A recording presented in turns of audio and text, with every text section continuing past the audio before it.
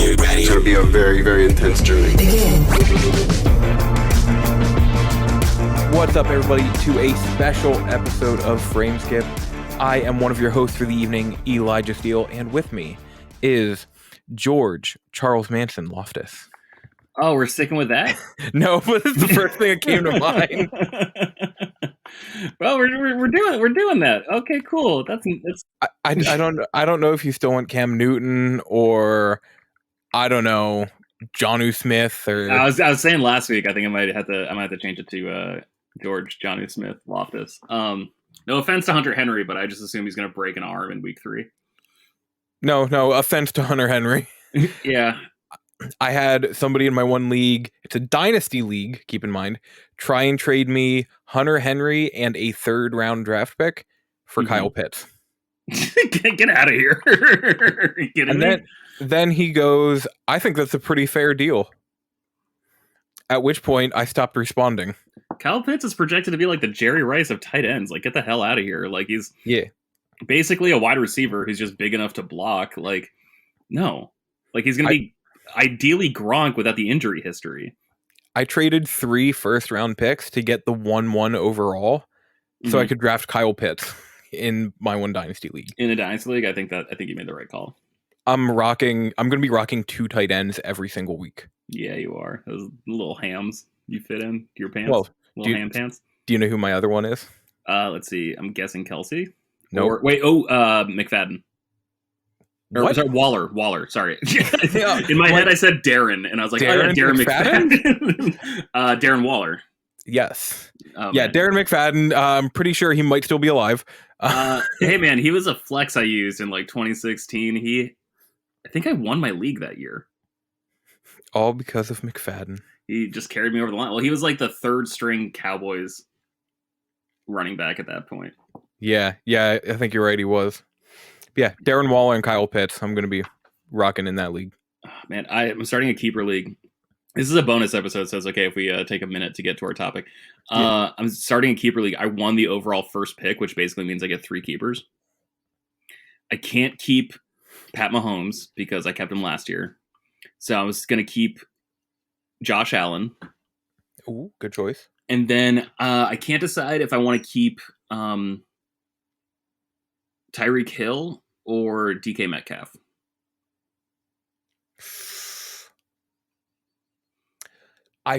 If I were you, based on some stuff I had read about last year, so you know how DK Metcalf was like a super high wide receiver last year in points? Yeah, that was all carried by the first half. yeah, and that's just it. So it was like Tyreek Hill is more consistent. Yeah, that's what I was thinking too. But God, I just don't know. Because I can also see Tyreek Hill, like he doesn't really have an injury history, so it's just like, oh, is this a year like he blows a tire? You know? Yeah. Well, so I'm in a league that's called the Bernie League, and basically, if you come in first, you get to keep 1 player. If you come in second, you get to keep 2, third, 3, so on and so forth. So there's one person who gets to keep 11 players if they want. Yes. But they got last place, so why would they want to keep? Why would they want to keep 11 players if they got last place? So, for example, I have 7 keepers. Okay. So, my keepers for this league are Lamar Jackson. Good call. Josh Jacobs. Good call. Travis Kelce. Good call. Justin Jefferson. How'd you get 7th place in your league? Tyler Boyd. How'd you get 7th? Allen Robinson. Okay, wait. The Tyler Boyd makes sense because what's his nuts went out. Joey Burrows went out. So the Tyler Boyd, I'm like, okay, like underperformed without his all-star quarterback. I get it. And Saquon Barkley. Oh, who like redshirted all last year, basically. They're my keepers. Now, who I'm not keeping, Drew Brees, naturally. Good call. Jarvis Landry, Deontay Johnson. Yeah, I came in 7th. Then again... Deontay Johnson, that's Pittsburgh? Yeah. Okay. So keep in mind, my running backs, sure, I'm keeping Jacobs and Barkley. Here are the other running backs I had last year. Damian Harris. Good for you. Jordan Howard. Yeah. Kerryon Johnson. LaMichael Pirine. Kerryon Johnson's a dude I like draft every year, and I'm like, this is going to be the year, and it's just never been the year. It's never the year. It's And never. I'm like, going to oh be no, the year. he's really good. Like he's like a running back who can like catch, like out of like a swing. He could like basically run slot. And granted, they had Matt Patricia, who was a defensive minded coach, won some Super Bowls. A little bit of a question as to if he made like the big calls or if his head coach made the big calls and big defensive schemes. Who's to say? So I understand that he wasn't put in the best position to succeed, but he's definitely not with Jared Goff. Yeah. He's still on the Lions, right? No. Kerryon Johnson? Yeah. Where'd he go? So he got let go by the Lions, and the next day a team scooped him up. Oh, it's the Eagles, wasn't it? Kerryon Johnson is a Philadelphia Eagle. Yeah. Wow, you're betraying the green and white. Is it green, teal? What? How do you self-identify? Okay. It's green. It's a nice dark green color. Yeah. Okay. It's good like 90s like ski apparel green. Yeah. Right. Yeah. Like a good like a nice Patagonia. God, I haven't thought about that word in a long time. God, we need to do a spin-off episode of just fantasy football. Yes, we do. Not like a weekly one. I don't have the time for that. I don't have the bandwidth for that. Yeah, but man, just like a monthly check-in on terrible decisions we made, excellent decisions we made. So you mentioned the excellent decisions. Every year, there's a player that I call. So I don't know how I do it, but every year there's a player. I remember. I've seen you talk about this on Twitter, and like it's usually some random Eagles player who like only gets called up because like the first two people ahead of him in the depth chart break their ankles on batteries that fans threw into the stadium. No, there was one day specifically I remember you calling it for an Eagle. I know it's not always. I was being facetious. I apologize. Actually, there was one day you called it, and then I started that guy. And I think that was like a day he had like 38 points. And I was just like, my man, Elijah. It was, yeah. Best part, I traded him for a first-round pick in a 32-team league. The next week, he started doing terrible because he was back down in the depth chart again. Yeah. No. Lamar Jackson, I called. Then Darren Waller. Then James Robinson. I called all of them. How you feeling about Tua this year? I don't know yet. I'm torn. He has a chance to be great, but I need to see him in action. Just coming out of like practice and everything, I don't know yet. Mm-hmm. No, I think that's fair. I want him to be great. I really do. Yeah. I just don't know, though. And that's coming from a Patriots fan. Yeah, no, I mean, I like the coach. The coach was like a former assistant coach for the Patriots. Oh, really? Yeah. Super smart dude. Like, I thought the Dolphins looked great last year, but it's just like when your best skill player is like Gesicki. And like they actually had some dope running backs whose names escape me right now, but like I picked them up off the waivers and Myles Gaskin. Yeah, dude, Gaskin carried me. I won 2 out of my 3 leagues last year. So I was feeling pretty good, especially since in one of the leagues I got last place or second to last place the year before. There you go. So it was quite the turnaround. But yeah, I loved it. I love fantasy football. I'm so excited for it to come back. Me too. And that might be the only game I play this fall. We'll see. I just don't have time to do anything else except go poop and change lineups. Which you can do at the same time. I know that's why I do it. I can't. Yeah, it's perfect. Yeah, I can't play most video games and poop at the same time. It's too distracting. I mean, that's actually fair. Yeah. Yeah. Well, Speaking of... Oh, sorry, it's one of those things. Like, have you ever been playing Fantasian so long on your iPhone you forgot you were pooping? Like, no one wants to be that guy. Can't say I have. Yeah, me neither. But I get the idea. Yeah. I don't know what Fantasian is. Oh, it's the Apple Arcade exclusive game from the Final Fantasy creator. Yeah, okay. That's what I wondered if it was. But for some reason, I was thinking you were talking about an older game. Oh, like a Disney game, yeah. Almost like a Fantasia kind of game. Yeah. Like, why are you playing PS2 launch games on your phone? But speaking of games, for this special episode, we're going to talk about something near and dear to George and I. Trophies. kind of achievements in a way, a little bit, but mainly trophies. So I want to first ask George, what do trophies and achievements mean to you, and why do you like getting them? That's a great question. I honestly don't know why I like getting them. There's just something, maybe it's the serotonin, that just comes with like a little ding and a pop of a notification in the corner of your screen. I think it's really important to finish things, like as dumb as that sounds.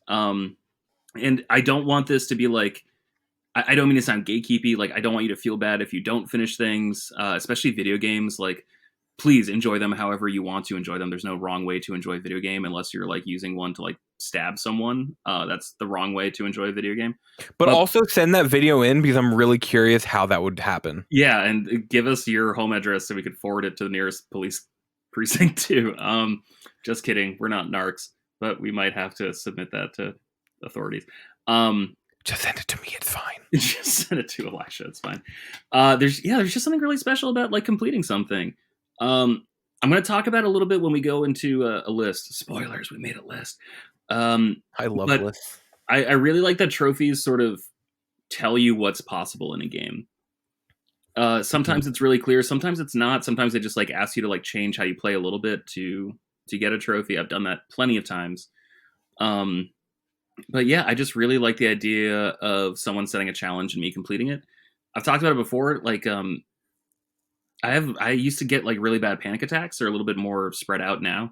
But the one thing or not the one thing, like a hot, mug of tea or like, like a little cocktail or something alongside some video games where I would just go for trophies. Like that would just like distract my brain enough where I could just like, start breathing normally again. And it wouldn't feel like there was a 600-pound man sitting on my chest.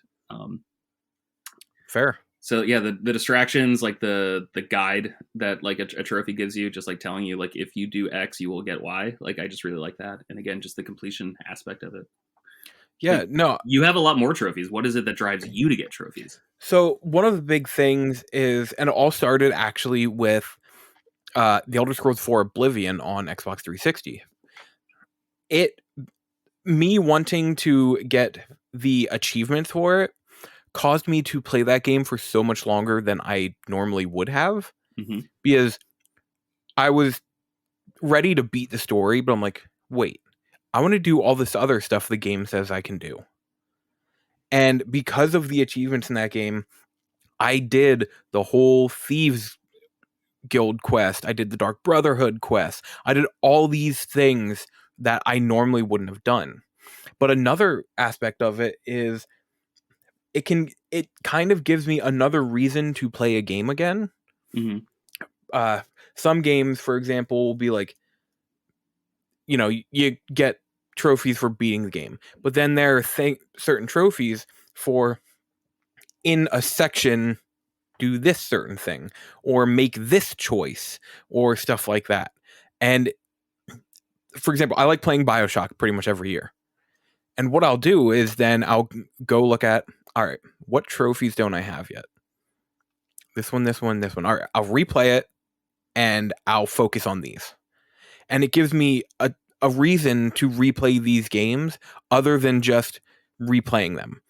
Because I know myself, if I were going to just replay a game, I would just go right through the story and probably not do the side stuff again. It's weird because I don't know how to say this really, but like, have you ever read a book when you were like 12 and then read it again when you were 20? Yes. And then read it again when you were 25 and you like take different meaning from it each time because you're just at a different point in your life. I don't get that as much with games, but when I revisit a game, I feel like I did the first time I played it. Yeah. So it's like, you know how like in that movie, The Time Machine, like you couldn't go back further to when you invented the time machine because time travel didn't exist before the machine was invented. Like there was like that little hiccup in the movie.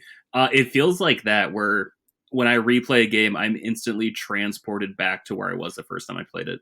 And sometimes that's great. Sometimes that's terrible. But like, it's just such an interesting thing where like, I don't necessarily apply new meaning to games the way I do to other pieces of art. And that's not to demean video games as art. They're absolutely art. But it's just the way they interact with you is different, and that's why I really like them.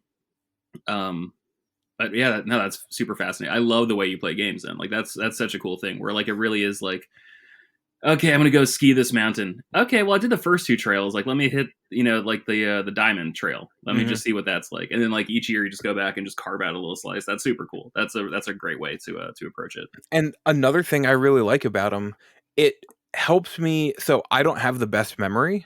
Mm-hmm. So it helps me to remember what I've done in the game, like how much I played a game, did I beat a game? That, for example, I was like, before this newest Oculus Trip came out, I was like, I don't think I ever beat the one on Vita. I should go back and finish that. And then I looked at the trophy list. Yeah, I beat the game. I didn't remember I beat the game. But because of the trophy list, I did. And then like, okay, well, in that case, I will replay it. But okay, I need to do this, this, and this. Mm-hmm. I'm gonna do that this time. And like it helps me to go back. Okay, for example, God of War. I'm pretty sure I still need 2 trophies in that. And by looking at my trophies for it, I can see what I didn't do in that game. So it's kind of like an easy checklist of the game for me to see what I didn't do. It's like, oh, I still have this stuff to do in the game. Maybe I should go back and do that. Not just to see a little more. Yeah, not to make it too meta, but it's like when you like open a map in a game and you're like, oh, I'm at 90% discovered. Oh, let me just go back and clear that last 10%. Why wouldn't I? Exactly. But you're just like applying that logic to the meta game itself. Exactly. That's really cool. Yeah. Plus, like you said, I think it's just that serotonin, hearing that ding, seeing that number rise, just trying to get as high as possible.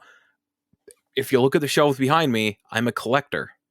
Mm. So when I start getting these things, I want to get all of them. If I see a game, like if I have a game that's at 10%, that ain't going to fly. Yeah, no, I hear you. And that's why like I keep trying to see, like on PSN profiles, it'll show you what your overall percentage is. And mine was like 33.36% or something like that. So I'm like, all right, as my just occasional game I'll play on the side, let me see what games I have a low trophy score for. And then I was like, oh, let me pop into that for a little bit today and see if I can get another trophy or 2 to just up that percentage a bit more.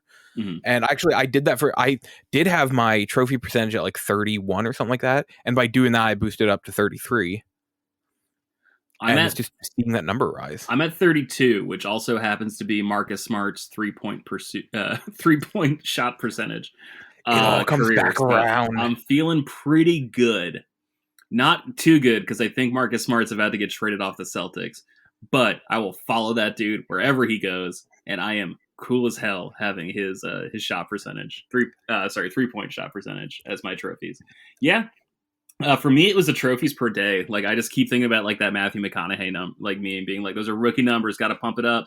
Got to get it up, guy. Yep. Yeah, man. I didn't care about trophies for the longest time. I had an Xbox for years before I had a PlayStation 3, and then I don't think PlayStation 3 had trophies. Actually, no, it did when I finally got my hands, because I got like the PS3 Slim when that finally came down in price. And so I would listen to Podcast Beyond. Like, this was back in like the glory days of Colin and Greg and Plum Cider. Good old Ryan. And Cold Farb and all them. And it was just like they cared about it, which kind of made me care about it more. I had never cared about it really until they got into it. And then I like accidentally got the Resistance Burning Skies Platinum, because I just like spent yeah, exactly. But I like spent $50 on the game. And I was just like, well, I want to do everything in this game because I've already beat it. So like, what else do I have to do? And then I like saw like the trophy pop. I'm like, oh, that's kind of neat. And I was like, what else do I got? And then I like went back and platinum Borderlands, because I had like, 80% of the trophies, it turns out, just from like me not even looking into it, but just wanting to play the game. And then I was addicted, and then I couldn't stop. I understand completely. Yeah. Like, for example, 2009, I got my first PS3. I got 15 trophies. And then my PS3 broke, and I didn't play another one. I didn't get another one until 2011. And that's when the trophy started rolling in. Yeah. So, like, I have a year and a half at least where, like, that killed my daily thing because, like, we noticed you have a PSN account that got trophies. You're not doing anything. Oh, dude, no, I hear you. I studied abroad for a year, so I like couldn't. I had my PSP, but I did not have anything that could get trophies. So that also shot my average in the foot, unfortunately. Here's a fun one. Can you guess what game my very first trophy was from? What year? 2009? 2009. Metal Gear Solid 4? Nope. No, because those were added in later. Mm-hmm. Okay. Infamous? Nope. I didn't play that until much later. Okay. I don't know. Can I guess the region? It's got to be a Japanese game, right? No, it's US. Oh, really? I don't know. What is it? The developer is London Studios. SingStar. Oh, that's nice. I got 15 trophies in 2009. 9 from SingStar and 6 from MotorStorm Pacific Rift. Oh man, that's super fun. God, I wish that game didn't have online trophies. My first, I didn't even have Wi-Fi when I started playing because I still had dial-up because it was 2009 and I lived in Maine. So my first 20 trophies don't have timestamps. It's really annoying, but I can guess because I'm well, I got a PlayStation 3 for Christmas. I didn't get any games for it. I just got Blu-rays because my dad knew I was a movie nut. And the first game I bought for PlayStation 3 was Borderlands because I just thought the cover looked so cool. The shirtless psycho pretending to kill himself. I'm just that's a cool aesthetic that I want to explore. So those are my first trophies. I have a psycho mask and I want to lose weight. That way I can cosplay as a psycho. Hey man, it's not the worst reason to lose weight. Yeah, first trophy, Wanted Flint. Oh, memory lane. All right, Elijah, let's get cracking, man. Let's talk about what we're here for. So we want to discuss some of the trophies we enjoyed getting that are not hard. We say a little easier to the fair difficulty to get them, but not ones where you have to trudge through anything or make you feel bad by the end of it because you went through too much. Yeah, you're not going to lose any sleep over getting these trophies, but you're not going to feel guilty because they're so walk in the park easy. None of us here would have trophies like My Name is Mayo or anything. So that would be embarrassing, and you'd probably have to give back your gamer card if you did that. Thankfully, none of us have. So, George, why don't we start with you? What is a game where you thought the trophy list wasn't too bad? All right. I also have honorable mentions. You want to do honorable mentions at the end if you have any? Yeah, we'll do that. Okay, let's do it at the end. But an actual list. All right, and this is in no order. I don't have a descending order or anything. I just have 5 games that I think are fun and fair. My first one that I'm going to talk about, Far Cry 3 Classic Edition. Ooh. I think that game is dope. You can find it on PlayStation 4. You can play it on PlayStation 5. It is a remake of the PlayStation 3 Classic. The coolest thing about Classic Edition is that there's no multiplayer trophies. Yep. So you can do this entirely on your own. You can play it on easy, you can play it on normal, you can play it on hard, very hard, whatever you want to do. But it's basically just, like we were talking about earlier, the entire trophy list is just centered around the idea of you exploring everything this island has to offer. And it's super fun. I think I got the platinum in 3 days because I was going through some stuff. And I couldn't stop playing games, and we're going to leave it at that. So, Far Cry 3, I have the platinum on the PS3 one. Me too, yeah, buddy. And like you say, it's simple. I was going to say it takes a little time, but 3 days. But it's not hard. It's pretty straightforward, which is nice. Mm-hmm. And that kind of is what turned the Ubisoft style of game where everyone's just oh, this is like an Ubisoft game. And Far Cry 3 really evolved from Assassin's Creed, and Assassin's Creed started that, but Far Cry 3 kind of more elegantly did it, whereas here's the list of things, and I think that's when they got the trophies to match pretty well. Yeah. Compared to what was it, collect all of the feathers in Assassin's Creed 2? that wasn't even that bad. Like I ran through that at the beginning of quarantine. I like found like I just ordered like a $2 copy of Assassin's Creed on eBay. I'm like, oh, I'm at That's not 70% of the trophies. Like, let me just bang it out. It's really funny you say that because I platinumed it right before I got my PlayStation 4 and I got Assassin's Creed Brotherhood. Right? That was or Assassin's Creed 4, Black Flag. Sorry. Black Flag. So like yeah, like one of the first games I got for PlayStation 4, but I platinumed Far Cry 3, and then like the next week I grabbed Assassin's Creed 4 Black Flag. And like the first thing I had to do in Assassin's Creed Black Flag was like kill a bunch of lizards to make a wallet or something, you know, for like grenade pouches. And I was like, man, I just did this. Like I'm not gonna do this. And so I've never played Black Flag. That was as far as I got. My favorite one. The only Assassin's Creed game I've ever beaten. Oh, that's nice. We might talk about some Assassin's Creed games later. Ooh. But yeah, Far Cry 3, I don't know. I just thought it was like smart and like simple. And it was just like instructional, which I thought was really cool. The entire list was directed at telling you the cool things you could do there. And so I think it's a great platinum. And also it's usually on sale for pretty cheap. That's awesome. Yeah, I recommend the game. Like I said, I got the platinum as well. Easy trophy list and super fun. Yeah. All right. For my first one, I'm going to go with a game I actually didn't play until last year, and it ended up becoming like one of my all-time favorite games. Deadly Premonition. The trophy list is very simple. It's basically beat the game and do all the side missions. Okay, so just experience everything we created for you. Yeah. Okay. And you don't even need to do it all in one playthrough. You can go back and replay chapters. So basically what I did was I like looked at what chapter everything is, like where everything happens, and play through the game a few times, but you can start later and later. So like my second way through the game, after any of the side missions I didn't do, like, all right, so I can start at chapter 3 and play through it. And then once you have everything, like you start going through easier and easier, so it gets faster. And after doing some there, I'm like, all right, so now I can start at chapter 6 and just do that until the end. And they're only like 7 chapters. So, perfect. But it's a really fun game. And like you said, it's just experience everything the game has you do. I like the only thing that's out of the ordinary is collect 64 of the cards in the game. But they're super easy to find, and it's not even all the cards in the game. Okay.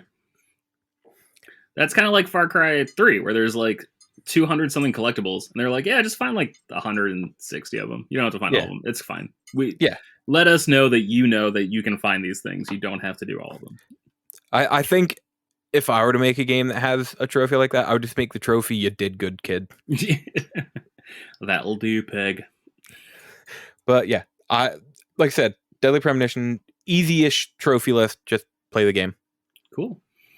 All right. My next one is Call of Duty Modern Warfare from 2019, I believe. Yes. Right? Yeah, that feels right. Yeah. Yeah, man, that game is great. It's got some killer situations. Sorry, I got 2 dogs here. I'm going crazy. Sorry for constantly pausing and coming back in.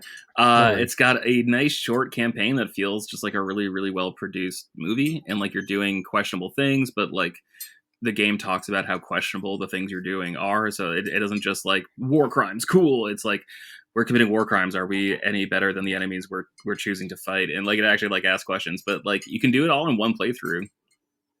You shouldn't, but you could. But it's like still getting over war crimes. Cool. Yeah. You can play the game. I recommend playing the game once and taking a shower and contemplating your actions. And then going back, there's like specific level question marks, I guess, where it's like you get trophies for completing the campaign, but then there's like each level has like its own sort of completed challenge within the level. Save Alpha 3-2 from being downed. Yeah, exactly. Where it's just like complete clean house without being hit using 1 bullet per threat. Oh my god, that one was fun. Like it just had like these little like mini game challenges almost like within like little moments within the game. Super interesting stuff. I really liked it. And then you have to play it on Veteran, which actually it wasn't that bad on Veteran. It was honestly one of the easiest veteran Call of Duties I've played. Completely agree. And yeah, I just thought it was fun and it was pretty and it was just like such a good showcase of, like the late gen power of PlayStation 4. Yeah, true. Yeah, and like it still looks amazing even on like the new consoles and that. Like when you compare it to other games that have come out recently on these Yeah. consoles, it still looks fantastic. Yeah, it looks great. I need 4 more trophies from it. Hey man, you can do it. I need to get the game at some point. I borrowed it from someone. Kill all enemies at the church, clock tower, and pool without anyone calling for backup. Okay. I must have missed an enemy somewhere because I thought I killed them all. That one took me like 3 or 4 tries, but it was fun because each time I messed up, I would do another shot, which would make it harder. Like that was me like employing like my own difficulty. But yeah, like that's the thing. Like it just like it forced you. It's like, all right, dude, like you want to play this game about a badass? Like you got to be a badass. Like you got to do it. Yep. And so like it felt like I was playing Rainbow Six like on N64, which was like my original introduction to tactical gameplay. And just like mapping out like actually like watching enemies, studying like their patterns. It was really fun. Yeah, that I really want to play that game again. It's been forever, and I want that platinum.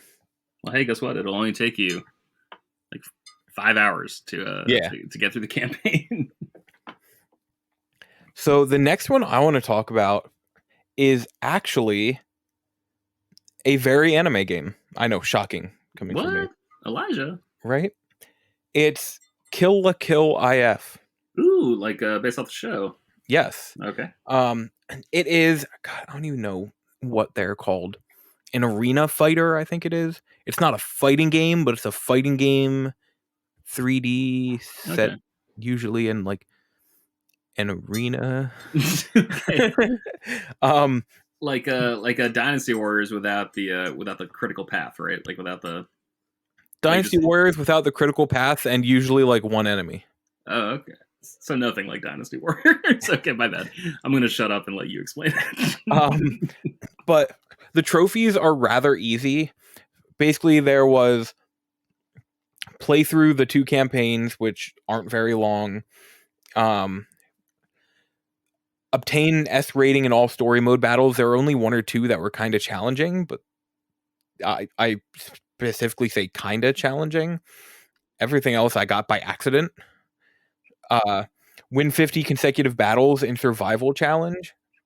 Basically, there's 1 or 2 enemies that are kind of OP, or I should say enemies, but characters in the game that are kind of OP, and you can just be them. And for example, which one is it? There's one that's like defeat 150 enemies in 1 minute brawl. That's it.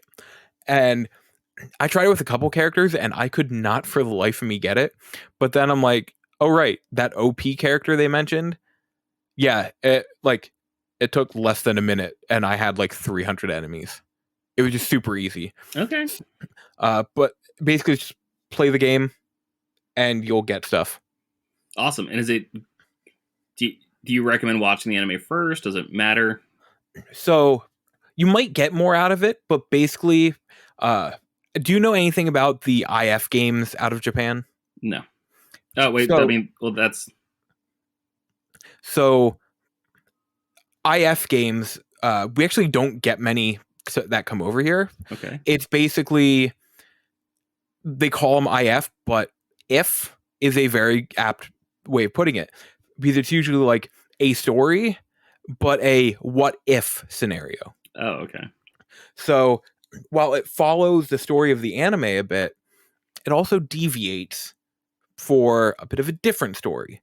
And then because there are 2 character paths. There's the main one, Ryuko, and then there's Satsuki's. And Satsuki's, who she was like the bad guy in the show, it kind of gives a little more, but also deviates a bit more, especially at the end. Mm-hmm. And it was super fun. I recommend the anime anyhow because it's ridiculous, and just know it's very, very fan servicey, but they use it in a way where even the characters acknowledge that it's outrageous. Is that code for boobs? A lot of boobs. Just it's funny because I always thought fan service was like Gundam Unicorn, where they're like, oh, hey, remember that one robot that only appeared in the manga? Here you go. So I've heard it for both. Boobs co-opted it. Okay, got it. So like at one point in the anime, whenever, so the main character's best friend, her dad and brother, whenever they would see the main character in like her battle outfit, would get like nosebleeds and like go super fast in the sky and such. Classic anime trope. Sure. But like in one episode, they used that to their advantage to try and get something somewhere super fast. So she quick transformed, and then that happened, and basically they pointed them at where they needed to get to, and flew there super fast. Super cool. So like it uses the like fan service anime tropes. It's like, all right, we're gonna use it to our advantage. Okay. But no, I absolutely adore that show, and the game was. I really liked getting this platinum. Awesome. George, what's the third one for you? Third one for me. It's funny that you mentioned Oblivion earlier, because my third one is Skyrim. Man, what a game. Skyrim was kind of like what made me like love RPGs in a way that I never really explored before. The game's just so fun and so big. And like I remember grabbing it on PlayStation 3, being brokenhearted when like my game ate itself, and then buying another copy on 360 and then pouring like 400 hours into it, 200 hours, whatever I did. And then I like we don't have like midnight launches in California. We do 9 p.m. launches because that's midnight on the East Coast. Oh, yeah, that's right. Sorry, my dog knows how to open doors. So that was that. I'm not going to edit that out. People need to know how cute and smart my dog is. But I went to a midnight launch or 9 p.m. launch, and I grabbed Skyrim Enhanced Edition and Titanfall 2. And that was just like such a great weekend. But yeah, man, I did what I never could on PlayStation 3 with the Enhanced Edition. I platinumed Skyrim, and it just sort of opened my eyes. I always played Skyrim as like a one-handed warrior just because I thought that was like the most effective and most efficient. And then this like going for all the platinums, like having to get the sneak kills. I'm like, oh no, I actually much prefer playing a thief. Like this is way more fun. But I instinctively never would have done that before. Going back to something we were talking about earlier with like things that trophies get us to do. Yeah. Like you mentioned, play a game differently and realizing, oh, I like playing it this way instead. Well, dude, I liked it so much that like when I finally started playing D&D, like I played as like a rogue because I'm like, oh, this is like way more in line with like what I think is enjoyable. Skyrim's great, and like that's like not a complicated platinum, but like an involved platinum. Yes, but like the world is so cool. Like I've got non-nerd friends who like have the platinum in Skyrim. You know, just because it's like the one game they play that's not FIFA is Skyrim, and like my friend, shout out to my friend Jamie, loves Skyrim. That was like a big early bonding moment for us when we found out the other person was a huge Elder Scrolls nerd. Yeah, can't recommend enough. Super fun. Go get it. I have 57 trophies in Skyrim across 3 versions of Skyrim. I don't have more than 33% in any of them. Part of me wants to like figure out the PlayStation 3 one, like just like get it, because like I've gotten a couple of like the quest line trophies. I'm like, all right, if I don't do those on my next playthrough, then like that's a smaller save file. So like if I just mainline the main quest, I could do that, then start a new game and just parcel it out, you know? That's not a bad idea. God, that freaking game. It's great. I love it. I need to play more of it. Mm-hmm. The way that runs on PS3. It's incomprehensible. Offensive that they released a game like that. Speaking of offensive that they released a game like that, for my next one, I'm going to go with Maneater. Okay. So the reason I said, so I have the platinum on PS4. Mm-hmm. I should have the platinum on PS5. Okay. But many of the trophies glitched. Like, it says I still need complete all objectives in this area, all objectives in this area, and all objectives in this area. Meanwhile, I have reached 100% objective completion in all regions. Mm-hmm. Kill the apex predator in here, but I have the one for destroy all apex predators. So while I will say That makes me sad. But I will also say it is a really easy platinum, and I had a blast playing it. Like, I played it twice, one for the PS4, one for PS5, and I just had so much fun. It is ridiculous. The trophies are basically play through the game, do all of these objectives, kill the big things, and find the collectibles. Yeah, and like I know we don't like to get too political on this show, but like, man, it's from like a small mid-tier developer in like Atlanta. Like, support something made in the States if you're listening in the States. Support something made in the States if you're not listening to this podcast in the States. Good, But good old Tripwire Interactive. yeah, man, like they got like some grant from the city to just like start developing games like down in the South. That's super cool. That's awesome. Man. I didn't even know about that. Yeah, and so they're like 38 Special. Is that what they're called? 38 Studios? I would say 38 Special is a terrific 80s band. Yeah, they are indeed a band. Yeah. But yeah, no, they're just like some small group of people in Atlanta who are like, we just want to make games here where we live. And I played it. It was a little buggy, and I was like, maybe they'll patch this out. And they haven't yet. So I'm waiting to go back. I'm excited to. But hey, the expansion comes out later this month. Oh, well, that's something to look forward to. Maybe a nice little patch will come along with that. Probably not. They're a small studio. Can't blame them too much. Yeah. Also, I didn't realize they're the ones that made Chivalry 2. Oh, nice. Yeah, good for them. But pumping out hit after hit. Oh, they made Killing Floor 2 also.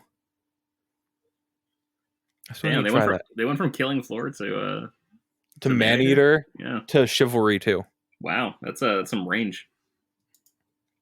It's like the John C. Reilly of game studios. They can pretty much just do anything. Okay, here's a fun John C. Reilly fact while we're talking about nonsense. Sure. So, in Kong Skull Island, did you see the film? I did. So, remember the part when they're around the campfire talking, and he goes, "You hear that? Sounds like a bird? Yeah, it's really an ant. Giant ant. Got to watch out for him." That was all ad-libbed in. He was just trying to get the cast to laugh. But they loved it so much that they kept it in and had to digitally put in the sound of a bird there when he said that. It's pretty awesome. I've been on a John C. Reilly seance lately, just watching like Days of Thunder, Step Brothers, just Talladega Nights. Days of Thunder. Really anything he's been in, because I love that guy so much. Everything except The Perfect Storm. That movie bums me out. I haven't seen that in forever. I forgot he was even in that. Yeah, buddy.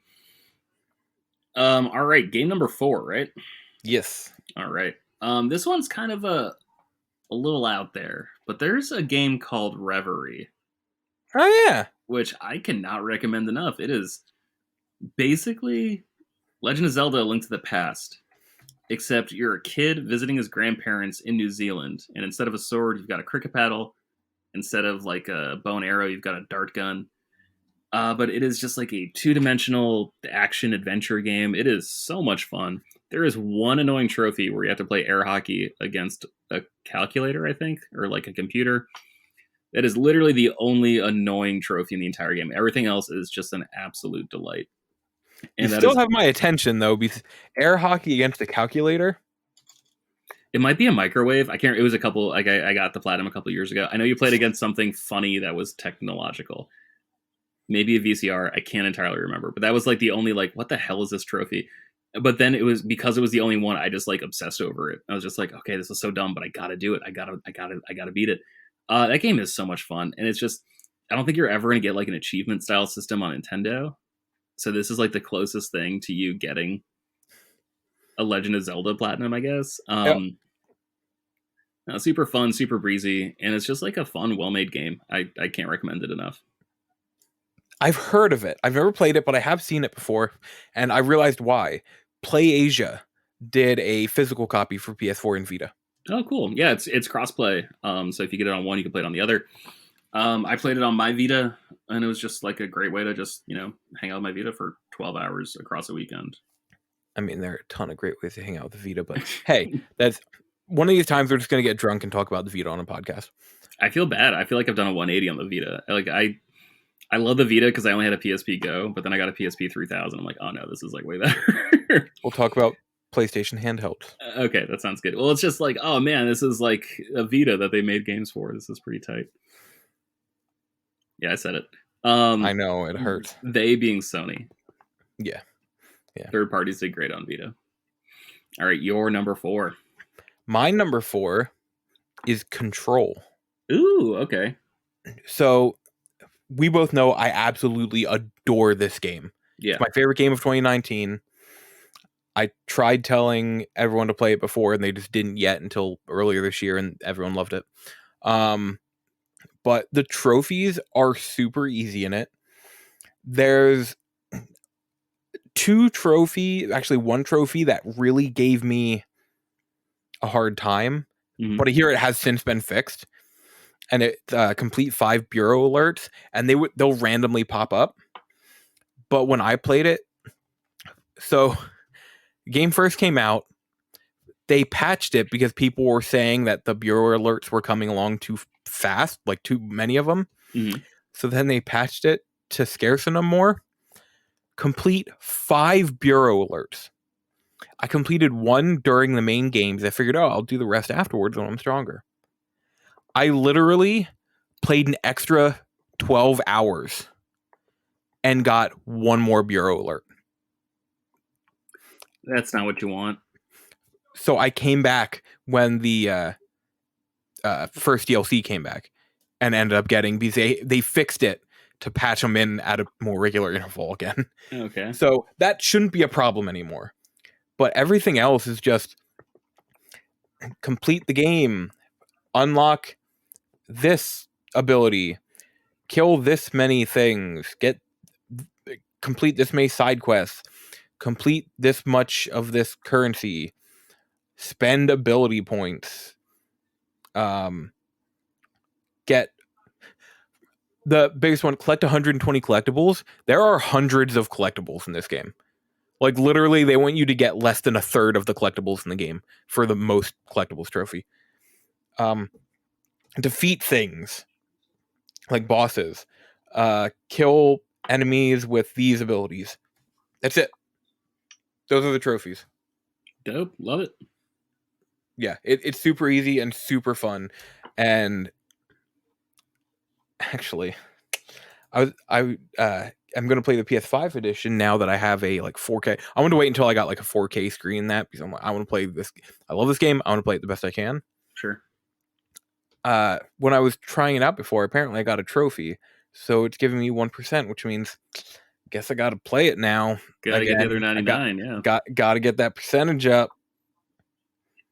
That's so frustrating. Just like seeing a low percentage game, especially when you like do that and then you like look up and it's like, it actually has like a 55% clearance rate. And you're like, what the hell? Like, why did I give up on this game? Like, that's me in like Concrete Genie, where I'm like, I just got to go back and finish it. I'm actually very, very curious now what my like lowest percentage games are. It's gonna bug me. Sorry, buddy. It happens. Yeah, because I delete all the zeros because it's just like dumb things. Like my friend bought like UFC 09 and like played it on my PlayStation. I'm like, well, it's not my game. I didn't play that. I don't want that crap. My problem isn't the zeros because like you said, you can delete them. Mm-hmm. My problem is the like 1s and 2s. Yeah, you can't delete them. I hear you. I'm like, I've got like 5% on Jack and Daxter, and I'm like, I need to go back and take care of that. I would love it if like my minimum on all my games was like 25%. I'd be like, okay, see, like I gave it a shot. I just stopped because I didn't like it. Now leave me alone. Yeah. What is your 5th?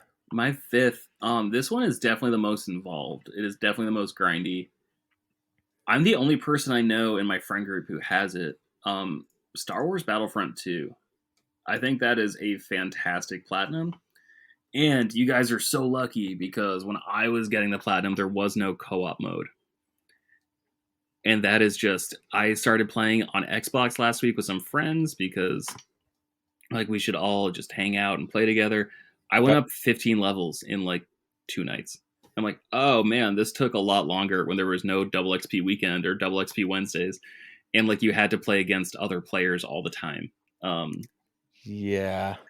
So like it is totally fixed. There's still some challenging trophies in there, but like they're trophies that are like going to make you feel pretty good for getting. I think the hardest one is probably the hardest one was probably kill 500 people as a hero or villain. But now that they've got trophy, like a co-op, it's like, oh, that's actually just super easy now. Yeah.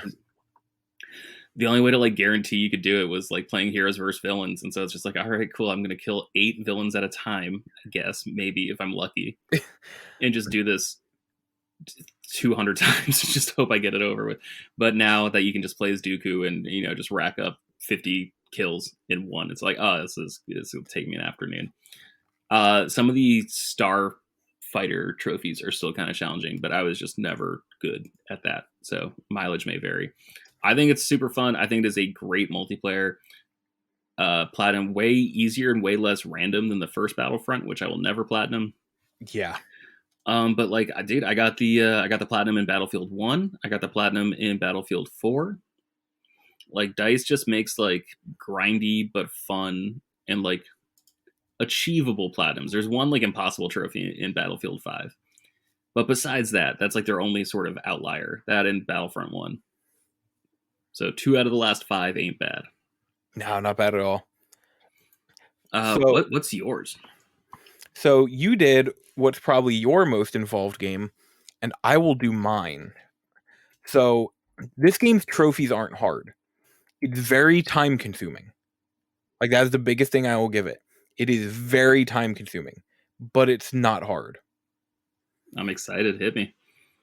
Persona 4 Golden. Okay. For example, I think I got the platinum in, I shouldn't say I think, I know the number by heart, 128 hours and 42 minutes. And apparently I'm faster than the average platinum time. But it's really simple.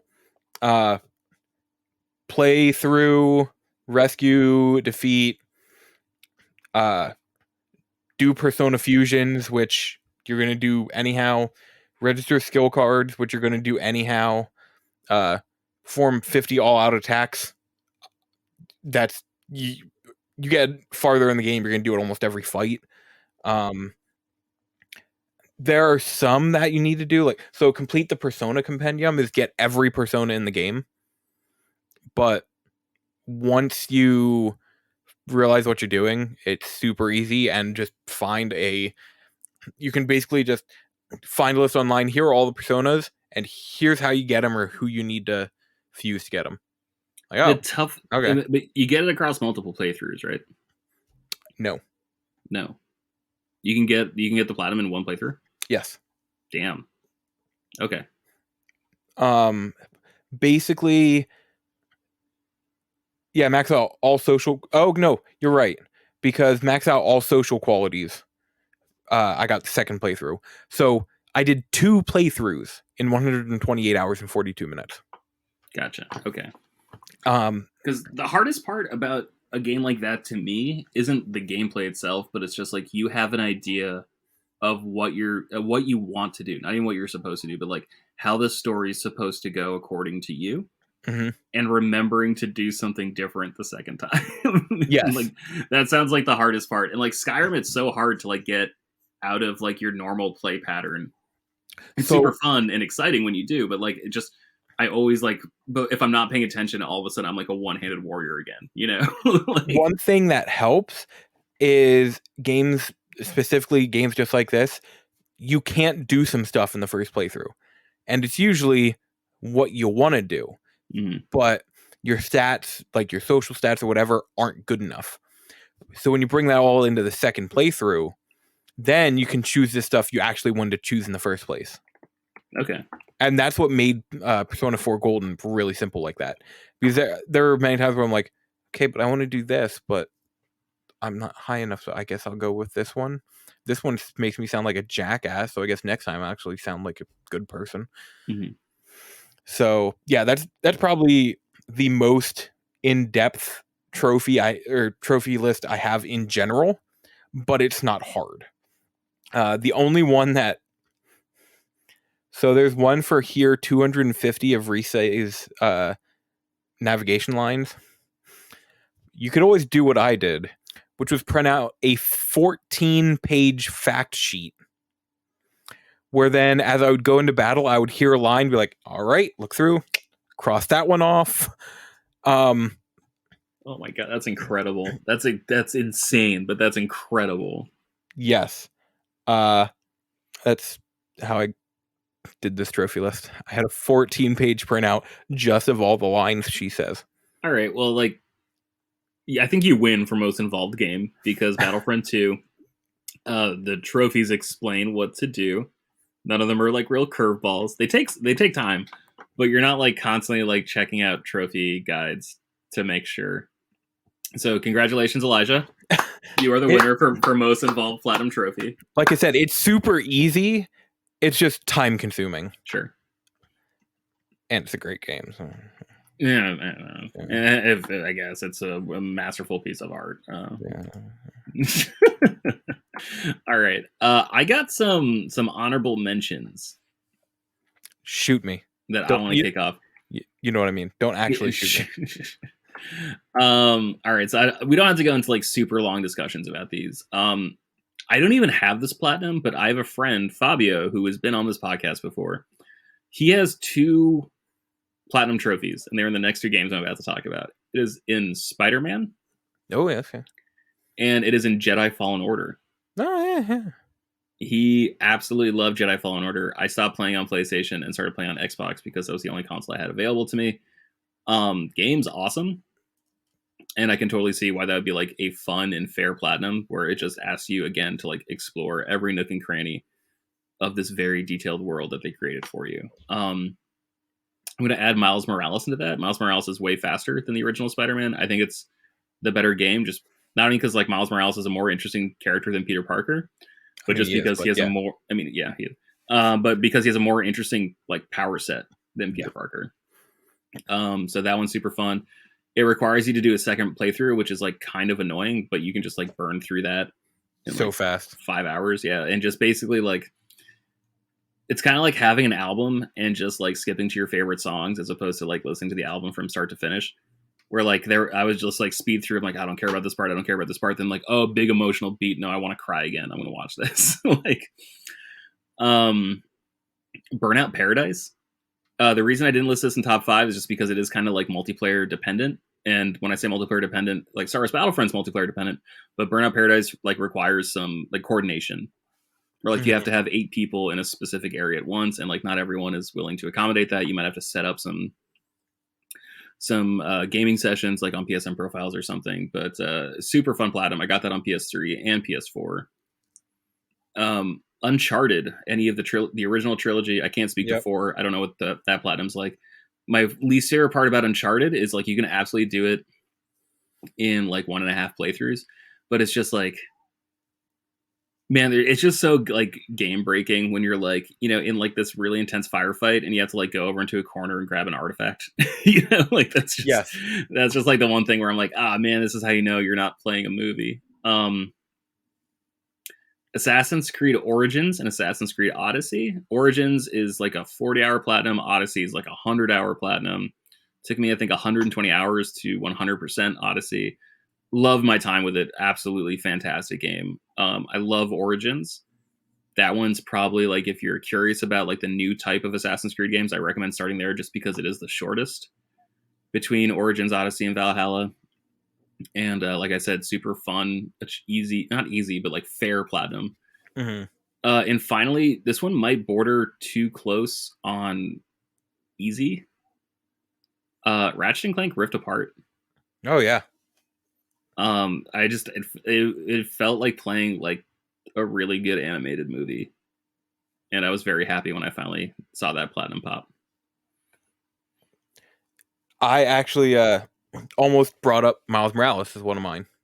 Mm. So yeah, I agree completely with that.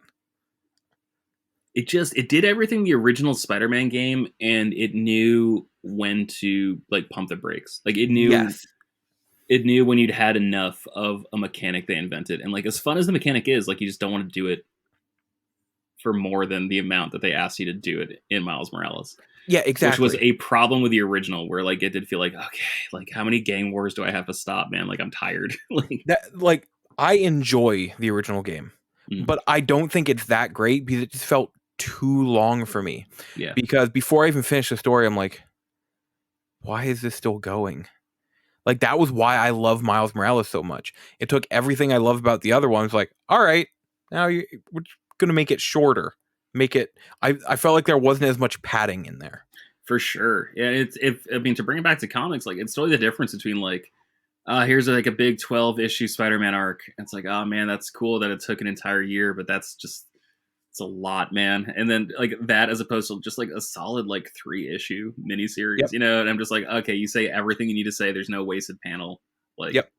Cool. Get in, get out. I get the story. Thank you so much for respecting my time. Thank you for like just blowing your wad artistically. Like, you did so much cool stuff back to back to back, and you knew when to back off and be like, all right, that's all we got to say about that mechanic. That's all we want to explore with this environment.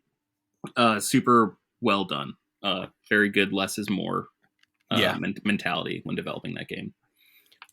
So a couple of my honorable mentions. First off, just any of the Persona dancing games. I'm not even gonna say they border on easy. They're easy, but they're just super fun. I love those games. They're much easier than games like Hatsune Miku, so it's easier to get into. Like, I don't want to say that for like ease of trophy. Is more of just, it's easier to get into those games for somebody who isn't like super into rhythm games or anything. And just fun J-pop bangers. Yeah. Oh yeah. Then Danganronpa, which is probably one of the harder of my honorable mentions, but it's not that hard. Basically, play through the story once, and then there's like a bonus mode, and I just played through that a number of times, basically collecting coins so I could give gifts to people in those modes and try and collect every item. But wasn't hard. The Fairy Tail game that came out, I platinumed that in like a month. It was like a 50-hour RPG, but super fun, super rather easy. One of my, is it my most recent platinum? I don't know. An FMV game called Dark Knights with Poe and Monroe. It's almost like an anthology game. It's an awesome name. So this company did a couple games like Infectious Madness of Dr. Decker, and then The Shape-Shifting Detective. And Poe and Monroe, they're great at naming things. Good grief. Yeah. Poe and Monroe are the radio hosts in Shape-Shifting Detective with their radio show Dark Knights with Poe and Monroe. And then they got a separate game about them. And this one, again, it was rather easy, but just had a blast with it. I love FMV games. And it was like, play through the game how you want, and then play through the game making these certain choices and episodes, and you have the platinum. Cool. One I'm actually shocked you didn't bring up, Astro's Playroom. I wanted to. I thought that one was like technically too easy. But it's great. Like that's just yes, one of my favorite games of the past 10 years. Yes, it is easy, but it is such a fun game that I don't look at it as an easy trophy list. I look at it as, here's a trophy list, but you want to play the game. Yeah, and I guess, I don't know, I feel like I suggested games that had like a higher than, I think it's at like a 60% clearance rate on PSN profiles. That's shocking. Let me look. Okay, yeah, 60% on PSN profiles, 42% on PlayStation Network. So 4 out of 10 people got the platinum who own the game, and then 6 out of 10 people who own the game and have a profile on PSN profiles got the platinum. And so, like, because there's 4 of that, million platinum trophies out there. I mean, there might be more, just because, like, when you first connect your PlayStation 5 to PSN profiles, it breaks and you have to like reset it, right? There's like that connection error when you like try to log in your PlayStation 5 trophies to psnprofiles.com. Maybe I had to go in and like change something in my settings. I don't think I had to. You lucky duck. You just broke it. Oh my god, that game is such a joy. Yeah, that game is. I might reinstall that game just to play through it. I just want to hear the jungle GPU theme. Oh my god, so good. It's so good, that soundtrack. Also, SSD Speedway theme.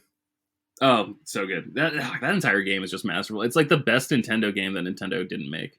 It's one of the only things I've listened to on Spotify in the past couple of years. But I also want to give, as my last couple, just barely didn't make my list, Final Fantasy 15. Another pretty easy platinum. I had a blast with it. The hardest thing was defeating Adamantoys, and it's only because I did it as my characters were like level 60 something. I could have easily just leveled them up, and the Adamantoys fight would have taken a lot less time. It wasn't even a hard fight. It was just long. It took me like 3 hours. That was like the giant turtle dinosaur thing, right? Yeah. It took me like 3 hours. It wasn't hard at all, just long. Also, Need for Speed Rivals, which was the Need for Speed that launched with the PlayStation 4. Yeah, I had a blast with that game. And especially because there are only 2 trophies that require you to use certain makes of vehicles. And they're both Ford. So I was like, I started the game with, all right, when do I get my first Mustang? So it worked out. Cool. Are the servers still online for that? Yes. Cool. That's good to know. In fact, they added, and it was after I got the platinum, they added the newest Mustang as a DLC, a free DLC, when that came out. Oh, so you can just get that one immediately. All right, cool. Yeah, but I love trophies. Oh, you know what? I want to give it, it's an easy trophy, an easy platinum trophy. But you know what? I freaking love the game. So, The Order 1886. Hell yeah. No, that's a good call. That's a great call. That game's great. The only the weapons don't have kickback. That's like my only thing. Like there's no feeling in the controller. So like I can easily say like, yeah, the weapons don't have kickback. It's short. There's not much action. There's not much replayability. But the world that they created is one of my favorite worlds I've ever seen in a video game. It's so weird. It feels like League of Extraordinary Gentlemen. Yeah. Like it feels like weird. Yeah, it's just like such a beautiful steampunk, but like well realized steampunk in a way that like isn't a joke. Like it feels like they actually thought about like the intricacies and like the ins and outs of a world that developed, like had the Industrial Revolution happen 80 years earlier than in real life, you know? Yep. My dog opened the door again. I'm not editing out that noise. Listen how smart and impressive my dog is. The Order 1886 is forever going to be one of those games where it's like, okay, but when is the next one coming? It's never coming. Yeah, dude, that's okay, but when is the next one coming? Already I'll never stop hoping for it. They're such good devs, man. Like they made God of War, Chains of Olympus, God of War, Ghosts of Sparta. They made a bunch of other stuff, and then like their big breakthrough was supposed to be 1886. That game should have gotten a sequel. Like, how many games did you play that the first one was like mediocre, and then the second one just blows your socks off? Do I need to name the hit PlayStation 4 launch title? Knack. Granted, Knack 2 is much better. Yeah, from what I hear, but like that's not fair. We got a Knack 2. Right? I would prefer Second Order to Knack 2. The Order 1887, the Order 1886 and a half. Give me something here.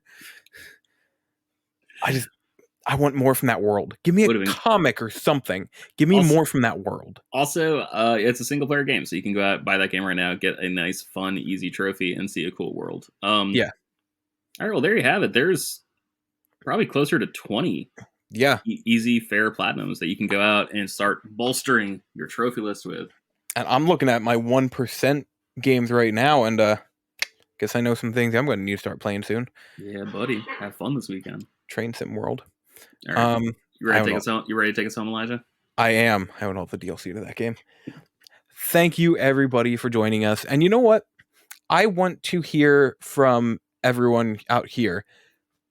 You know, message to the show on the YouTube comments, whatever. I want to hear what your favorite trophies are that you have. That's actually something we didn't talk about, but we'll save that for another time. Mm-hmm. Our favorite trophies that we have.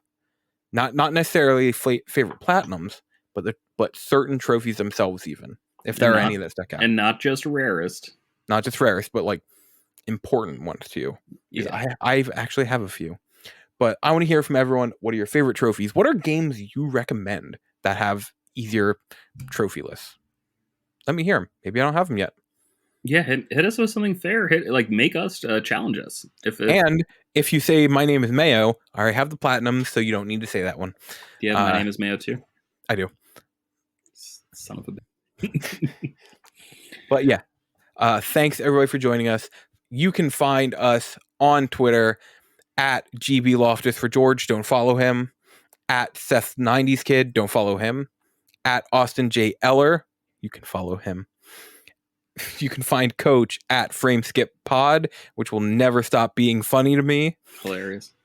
You can find me at Loco Lizard Man, and you can find me on Twitch at Loco Lizard Man. I'm doing a birthday stream. I'm actually moving the date from Wednesday the 11th to Saturday the 14th. And we are going to be playing all day Hades and Returnal. Sounds like a fun day. So you can find us on all the podcatchers, and especially the ones of your choice. Send your questions in. And George, any closing statements? Trophies are fun, and I want more. I think I'm going to go for some trophies right after we stop here.